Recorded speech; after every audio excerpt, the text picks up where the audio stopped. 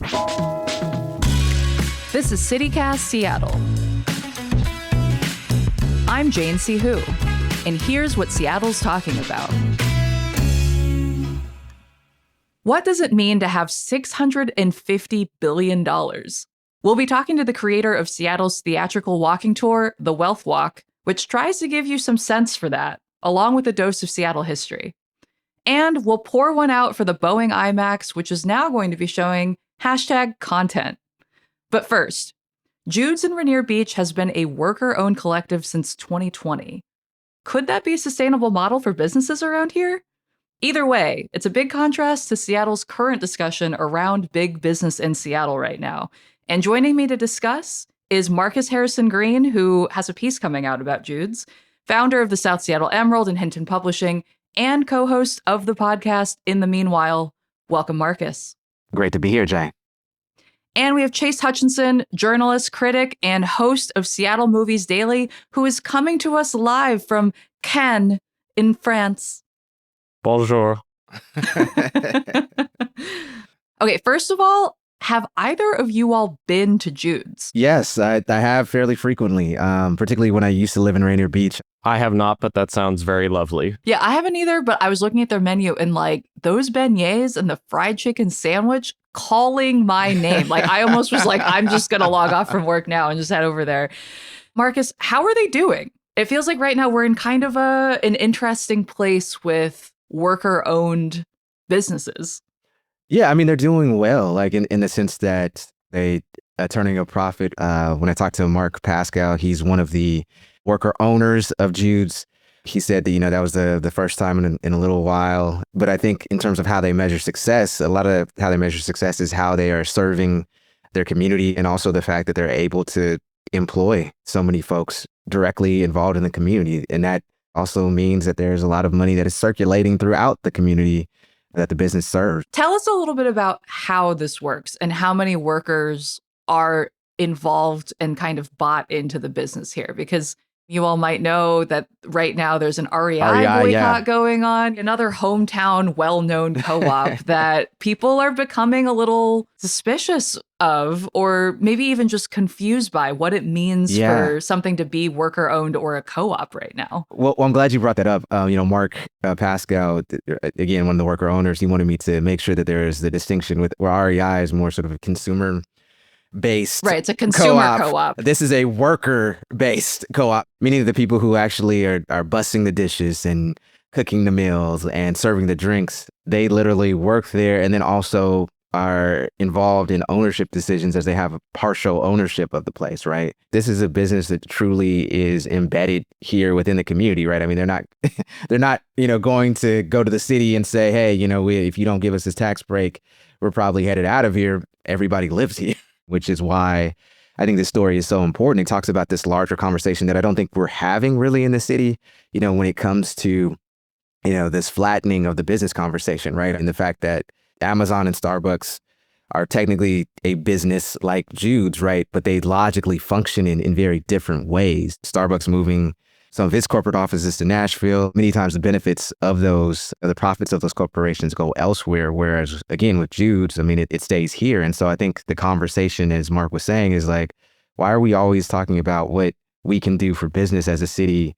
Why aren't we talking about what a business can do for the city? Meaning that if we are going to give tax abatements, if we are going to give corporate subsidies, if we are going to genuflex to businesses, shouldn't we have some sort of policy privilege towards those businesses that ultimately actually want to continue to be here, that this is their home, that we can, that they are employing people here, with full benefits, with a living wage, so they can actually afford to live here. Those are the conversations we need to have. It's like, what types of businesses do we want that can ensure mutual thriving for our city? Yeah, I feel like a lot of the discussions we're seeing in town about being pro-business really kind of assumes that being pro-business means being tax-free or like not taxing businesses rather than pro-business meaning potentially pro-worker. And yes, I am curious to hear your thoughts about this, Chase, because I do feel like the arts community is quite a bit ahead on thinking about these alternative structures, but also the arts community is not necessarily rolling in it right now either. I was going to say the arts community folks would probably have some thoughts if I were to say everything's peachy there. They've got it all handled. The thing I'm always curious about, is this something any individual business can do? Like, I think business owners would probably also say, I don't know if we're able to solve all these other systemic structural problems. Like, obviously, consistent employment and good wages are part of it. But as housing costs go up, as transportation becomes something that can be more challenging for folks, as healthcare is still a nightmare to navigate, you correct me if I'm wrong, that there's like positive steps being taken here. But I also then always think about the bigger picture and whether any one business, any one kind of collective can really fully weather those kind of bigger problems. I think that's a good point. I also think it's good to ask why we have some of those problems, what businesses may have contributed to the housing costs, what businesses may have contributed to an overtaxed public transit system, right? And what are those businesses doing? The ones who have more money, the ones who do have more resources, what are they doing to help alleviate some of that, right? For those who worker co-op may not be their thing, when I talked to Mark, he was saying, not everybody digs this type of business. That said, there are traditional capitalistic models of businesses that are very much community forward. I think back to Homer, which is a restaurant in Beacon Hill. When they had a fire, it ended up essentially scorching their roof and they had to close down for a while. Instead of, for those 3 months that they were closed down, instead of laying off workers and saying, go find a job, they paid everybody's salary for that entirety of that time, while, folks didn't have to work. And having businesses that are incentivized to do the right thing, I think that's something that the cities need to look into, as opposed to the constant race to the bottom, right? I mean, I did live here in 2013. Boeing was threatening to move out of Washington State unless they got all they wanted in the tax package. And guess what? They got all that they wanted in the tax package, and they still ended up 86 and out of here, their corporate office over to Chicago. So when we talk about is this a good business climate or whatever, or what have you, well, what does that actually mean, right? A good business climate can't be that we give every single thing possible to a corporation, and then that sort of limits the public purse with which we are able then to contribute to public housing, contribute to public transit, contribute to our schools, right? So how do we create an incentive structure for that kind of business to thrive? Because Marcus, as you're talking about Jude's structure, I had heard of Jude's. I did not realize that they were worker owned. I have been to Homer and I love Homer. I didn't realize that they treated their workers that well during their shutdown. Yeah. How do we as consumers support, or is that not the structure? Does it need to be more structural than that? I think a part of it is media. And when I was talking to Mark about this, he brought up a good point that we're propagandized a lot in the terms of business. There isn't a lot of nuance around it, right? We think when we talk about support business, or when we see op-eds written by Howard Schultz, the founder of Starbucks, and he says the business climate is bad and so forth. We take that and accept that as just this singular truth, right? As opposed to there being any type of stories around labor and how a business is treating its employees, or how a business what it has actually done for the community, other than, a quick PR hit that whatever business gave 10 iPods to a struggling school in South Seattle, right? And so I think a lot of it is just how we engage even with business media. And I think we need to have a lot more nuance around what businesses, if you will, actually contribute to the betterment of our community and our society. I was going to bring up one thing where you had talked about Boeing, which I know is a much bigger company as compared to what we're talking about here.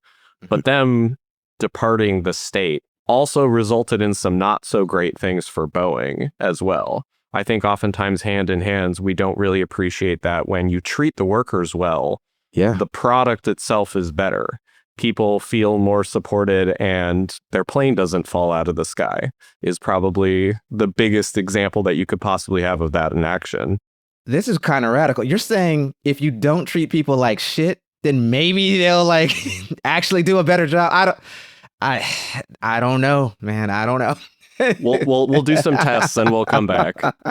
I will say also that even if there are businesses that appear to be departing this area for a different one, there's no guarantee that the other places are not going to have the same concerns. And Whitney Pastorek, who is the executive producer of CityCast Nashville, who was a guest on this pod a few days ago talking about Starbucks move to Nashville, gave me a little tip earlier this week that actually a bunch of the council members in Nashville sent a letter to Starbucks this week saying, essentially, hey, we are aware, I'm reading from it now, we are aware that Starbucks is the biggest violator of labor law in modern history by several measures, and that they hope that Starbucks' arrival in Nashville presents an opportunity to change course and demonstrate your commitment to the baristas who make the Starbucks experience what it is.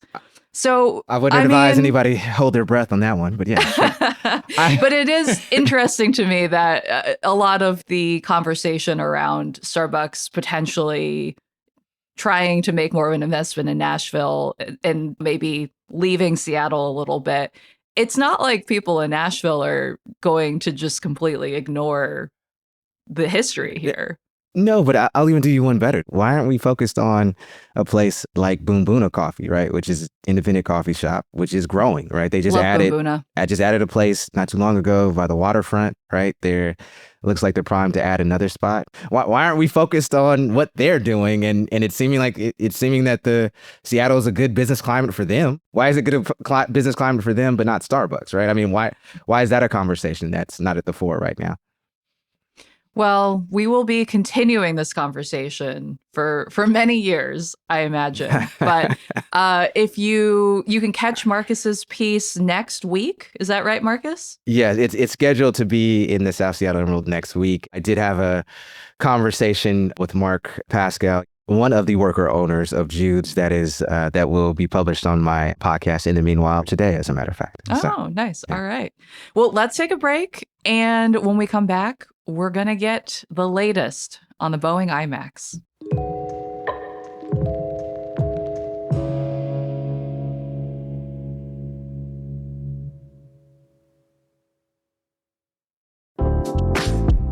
If you're in Washington and you haven't tried King Harvest hummus yet, you're missing out on a locally made favorite. Since 1977, King Harvest Hummus has been making their small batch, fresh hummus in Portland, Oregon. It's not like an average hummus. It's a thicker texture combined with bold flavors, and it creates raving fans after tasting it. Not surprising, since it's made local and fresh on the shelf. Some of our favorite flavors are roasted red pepper, jalapeno, sun-dried tomato, and of course, the classic. You can eat this healthy dip with chips, veggies, or add it to a sandwich or wrap. Or maybe you just want to eat it with a spoon. Most people buy more than one because once it's open, this healthy dip disappears fast. You've got to try it to love it. Don't miss out on expanding your snack experience with this locally made fresh dip. King Harvest Hummus. Simple, better, one dip at a time. You can find King Harvest in the refrigerated section at your local grocery store. Not one, but two members of the CityCast Seattle team have gone to Italy recently. But what if I told you you don't have to go all that way to get those vibes? You can stroll olive groves at the Durant Olive Mill, the northernmost olive mill in the US, nestled in the hills of Dundee. Just 30 miles outside of Portland, Dundee is a much shorter trip than flying all the way to Europe. And the mill is on Red Ridge Farms, where you can walk along paths lined with hazelnuts and lavender, buzzing with local bees. Taste award-winning olive oils that regularly bring home gold, and expect flavors that are bold, punchy, and seriously memorable. While you're at it, taste the Dundee Hills Pinot from one of the 40-plus nearby wineries. Visit traveldundee.com/citycast to unlock exclusive lodging deals for your stay in the Willamette Valley. We are back, and Chase, as I mentioned up top, even though you're in France, you're still on top of the Seattle news. And you reported that the Boeing IMAX is no longer going to be showing popular commercial films. Or theatrical films in general, I would say is probably the more concerning thing for folks. That is something that could change, and many local people are still hoping that they will change their mind. But as of at least 2026, if not longer, you won't be able to see a theatrical movie at the Boeing IMAX anymore. Well, why not? What's going on? I spoke with the president and CEO of the Space Needle Corporation, Ron Sievert, and he essentially said that they weren't really looking to operate a theater. This was not something that they intended to do. They weren't going out searching for them. And now that they have it, they're still trying to figure out what that will look like. He says he doesn't think the business model of theatrical showings works and is going to be prioritizing more of short documentaries and Chihuly content because he also is part of the Chihuly Arts and Glass as well. I mean, nothing against Chihuly. Did I pronounce that correctly? Probably not. But you put a little extra spice in there, Marcus. Well, I'm in a spicy mood hearing this news today. I will say, like, as somebody who is a stepdad, movies are events these days. When we take, the kid out and his friends, I loved going to the IMAX to see. I think the last film we actually saw there was Mission Impossible Final Reckoning or something. The IMAX makes the most mediocre movie just like that much better because that movie was terrible. But I'm just saying, like, it was a place that you could actually go with the family, go see this large movie. It seemed like it was an event type films, and that's now lost to us for a little while. I don't know. It so feels what does it disappointing. mean to be showing Chihuly content? They said that they have partnered with IMAX to make something specific to Chihuly. There are things that they can license from IMAX as well. Okay. And their current contract does still have the open door for theatrical films, but their priority is not going to be on showing the upcoming Odyssey or the most recent Dune movie. They didn't show Project Hail Mary, which was one of the biggest movies of the year. And as a full circle kind of interesting moment, one of the co-directors of that, Christopher Miller, grew up going to the Boeing IMAX and was inspired to make movies partly because of the movies he saw there. So it's a tough thing. Those movies literally say they are filmed in IMAX. Yes. So they literally. So what's going on? I mean. Well, what you just spoke to is that there's also different degrees of IMAX. There are technically other IMAX theaters, but this is what's considered a true IMAX, which has to do with the size, the aspect ratio, the projection system. And there's just nothing in the state. There's very few in the country that are on the kind of premium level as the Boeing IMAX. And so people are pretty upset. I've been hearing from lots of folks, both before I did the story and then after I did the story.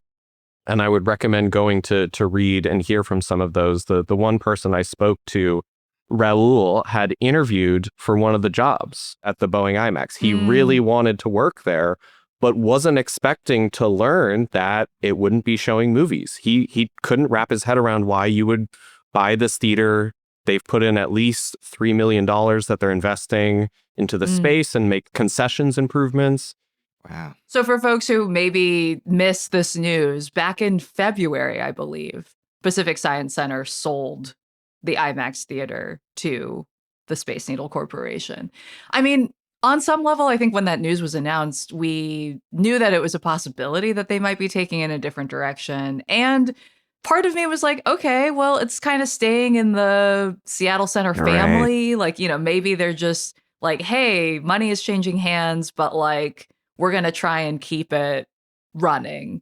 And I am glad at least it's still going to be used, but I think I just have a bias against the word content because it makes me just sad. Like, what does content mean? It can be whatever you want it to mean, basically.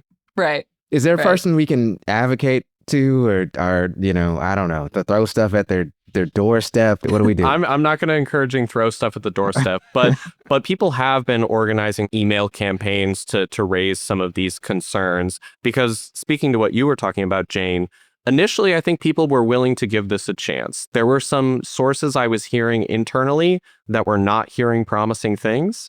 But they were like, hopefully, maybe once they learn more about it, once they understand the community's value. But now I spoke with one former employee and they just feel like this is about emphasizing a tourist attraction and making it an addition to a tourist attraction as opposed to something for locals. And I should say that The CEO of the Space Needle Corporation says he disagrees with that description, that he thinks people are reacting with excessive fear about the changes. But for a lot of people, this was a validation that they had a right to be concerned about the direction of the space. Sure, all the FIFA tourists will be right there at the You get to see Dale now. Chihuly's face really, really big. But if you want to see the Odyssey, you got to go all the way to Canada. Well, you will be able to see it. I know that there are other theaters You got the that are going to bootleg? open it. No, I do not. Oh, my bad. I didn't know where we were going. Okay, sorry. We'll talk Mark's is like, after. I already torrented that, actually. Yes.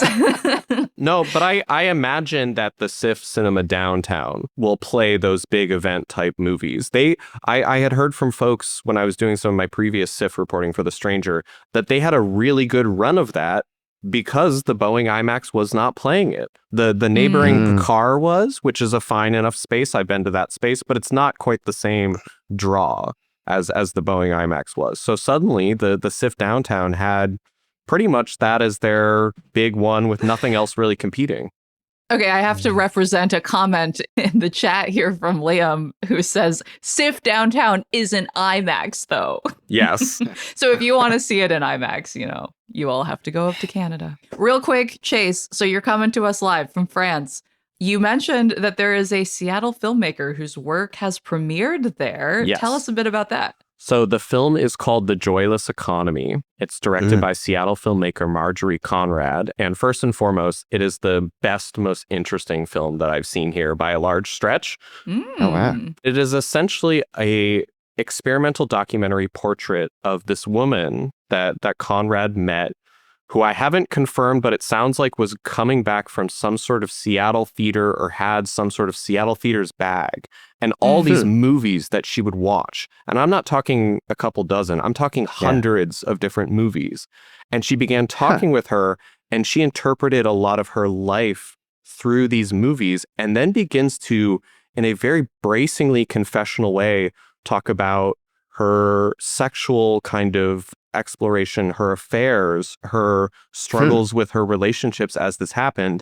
And it's all shot in this really interesting kind of transgressive, like, I'm going to show you all of these videos, like hundreds and hundreds of videos while we're listening to this. Wow. It's unlike anything I've ever seen, and it just has been a real gem. I've heard that there's hope from local folks to have some sort of programming with it in some way. I'll definitely let folks know as soon as I do, because I think this would be a really exciting kind of hometown celebration for something that's really something special. Well, we know what theater it won't be at. Anyway. I know. All right. Well, on that note, Chase, thank you so much for bringing us the latest from the film festival. Of course, glad to be here. And Marcus Harrison Green, thanks as always for joining us. Best high of the day, Jane. All right, we're going to take a break. And when we come back, we are talking to the creator of the Wealth Walk.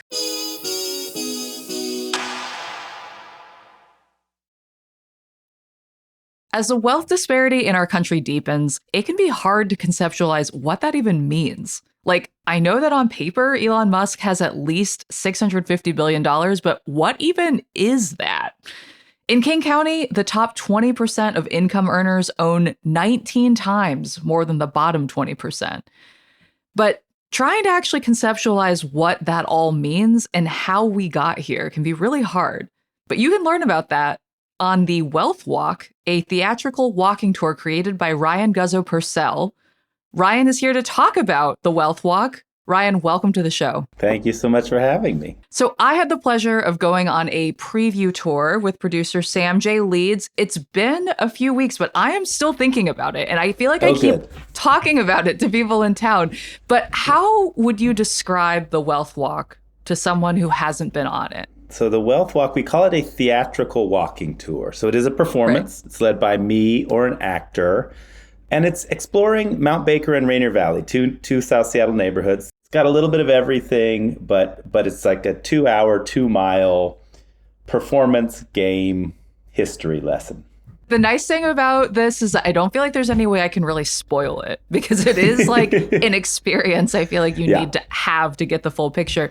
So where did you get the idea for this Wealth Walk? There was kind of 3 things. First was a website I saw that was a data scientist trying to put wealth to scale. made me understand how little I understood about what these big numbers look like. Mm-hmm. And I had this desire to make that an embodied experience. The second thing, my wife, who at the time was my girlfriend, and I, this was like peak COVID. So we were doing things, we were trying to find like things to do outside that were kind of fun. And like I took her on just a walk around my old neighborhood that started and ended at my high school. And she said to me afterwards, I can't believe that these two sides of this school are part of the same place, right? Like we walked one way out and another way back, and it just looked so different. And I'd kind of taken that for granted, having grown up here. Right. And so I got interested in that story of inequality and different histories. And then the third piece was this statistician gave a talk on when numbers lose meaning to human brains that really blew my mind in terms of thinking about how we need to make sense of these. So it was those three things mixed with my theatrical background that made me want to kind of put it into performance. And I feel like it really shows. It is kind of the perfect blending of all of those themes. So you mentioned taking your now wife on this walk in Mount Baker. In the course of doing research for the Wealth Walk, what did you learn about the wealth disparity in Mount Baker and how it's shaped that neighborhood? Well, first of all, I learned that it was started as a planned community, which I didn't know.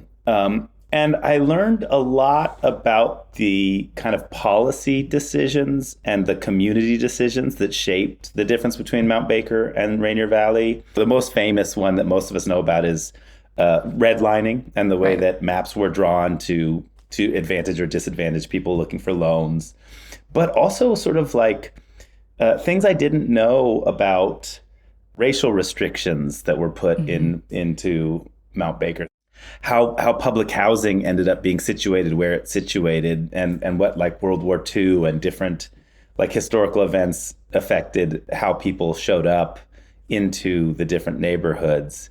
And then I learned a lot about the aesthetic and architectural and cultural forces that were at play when those neighborhoods were being built that shaped the way they like look and feel. And like the more I researched, the more I saw the evidence of those things. Like which blocks have sidewalks, which blocks have power lines, which blocks have allow for multifamily housing. All of those kind of little decisions that we take for granted, but they're so stark when you see them right next to each other. That was one thing that I really appreciated about this tour. You really encouraged us to pause and just be mindful about where we were, how it felt, what we noticed, which I think, we're doing on a subconscious level as you're like moving about the city, but doing it purposefully and then being able to contrast what it felt like in the part of Mount Baker that was a planned community. Which, by the way, it struck me really hard when I was on that tour that like 100 years ago, I wouldn't have been allowed to be in there. Like they quite literally like wrote into the description of this neighborhood that it was a highly restrictive neighborhood, meaning white people only. Yeah, and they hired folks to enforce it. Like it was not pretty. There is something about seeing a neighborhood that you've seen your whole life and recognizing the like violence that went into kind of keeping it homogenous. And I loved Mount Baker. My wedding reception was in their community center. Like it's not about necessarily like shame, but it is about understanding that this wasn't an accident. This was the result of people's actions and choices. Yeah, that does feel like something that is important to remember in this political moment as well. Yeah. So I'm curious, how has this shaped the way that you think about the city? Like, have you been noticing things in other parts of the city that kind of resonate? It's a very good question. Two things it's really changed. One is like it really attuned me to sounds. Doing this walk and really paying attention to the sound of different neighborhoods was a revealing thing to me, because that, more than sight, I think we really take for granted and put in our subconscious.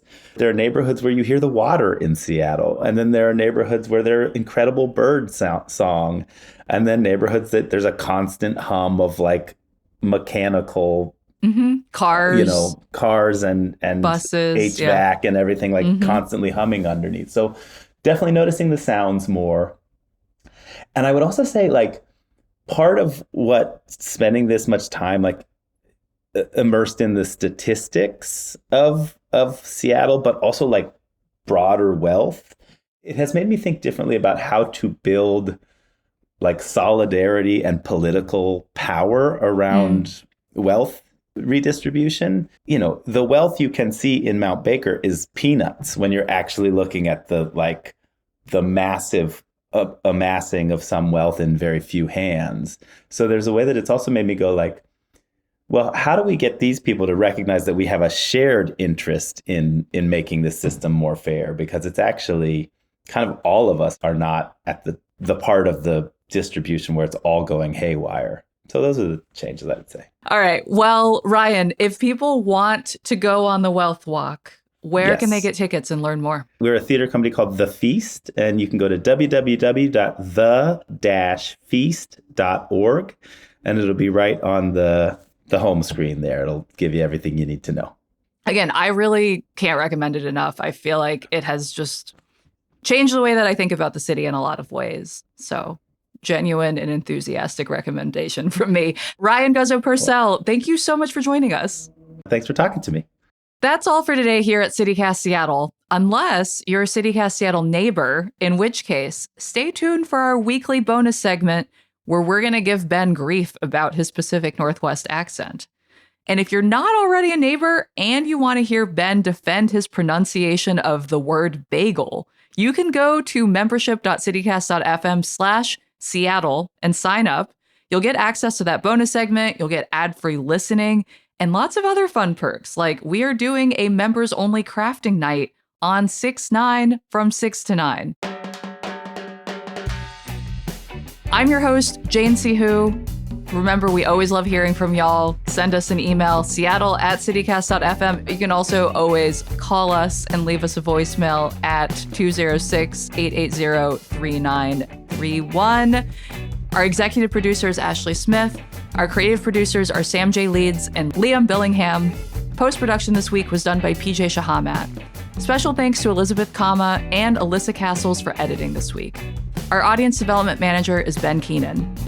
Music is by Aaron Taylor Waldman, Carl Christensen, All the Kimonos, and Los Mocochetes, with additional mixing by Tyler Lindgren. Our ad music is by Sven Lindvall and Sarah, the instrumentalist from Epidemic Sounds, via Getty Images. Until next week, see ya, Seattle.